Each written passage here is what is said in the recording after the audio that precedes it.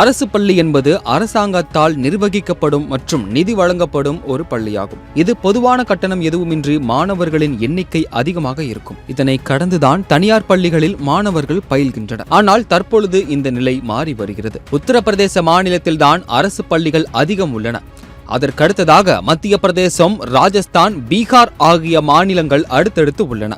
இந்த நிலையில் 2014 முதல் 24 வரை எவ்வளவு அரசு பள்ளிகள் மூடப்பட்டன என்பது குறித்து மத்திய கல்வித்துறை அமைச்சகம் புள்ளி விவரங்களை வெளியிட்டுள்ளது. அதன்படி பார்த்தால் அதிக அரசு பள்ளிகள் உள்ள மத்திய பிரதேச மாநிலம்தான் அதிக பள்ளிகளையும் மூடி உள்ளன.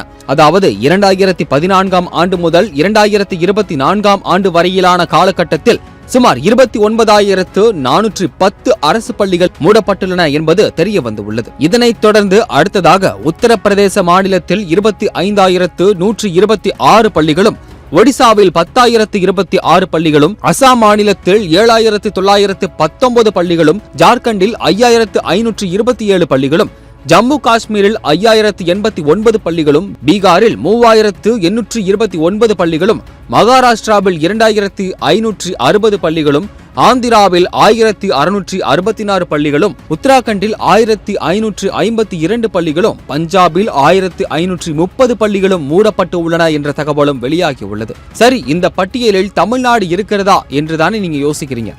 ஆம், தமிழ்நாடும் உள்ளது.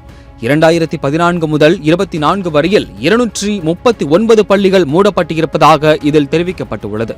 புதுச்சேரிக்கு அடுத்ததாக தமிழ்நாட்டில்தான் குறைந்த அளவில் பள்ளிகள் மூடப்பட்டு உள்ளன என்பதும் குறிப்பிடத்தக்கது. இது தவிர கேரள மாநிலத்தில் 295 பள்ளிகளும், கர்நாடகாவில் 1,180 பள்ளிகள் மற்றும் தெலங்கானாவில் 754 அரசு பள்ளிகளும் அந்தந்த மாநில அரசுகள் மூடியிருக்கின்றன என்பதும் தெரிவிக்கப்பட்டுள்ளது. அதாவது அரசு பள்ளிகளில் மாணவர்களின் எண்ணிக்கை குறைவு. தனியார் பள்ளிகளை நோக்கி மாணவர்கள் அதிகம் படையெடுப்பதால் பள்ளிகள் மூடப்பட்டதாக கூறப்படுகிறது. மறுபுறம் தமிழ்நாட்டில் அரசு பள்ளிகளில் மாணவர் சேர்க்கை அதிகரித்து வருகிறது. இதன் காரணமாக தமிழ்நாட்டில் அரசு பள்ளிகள் அதிக அளவில் மூடுவது கிடையாது என்ற தகவலும் வெளியாகியுள்ளது.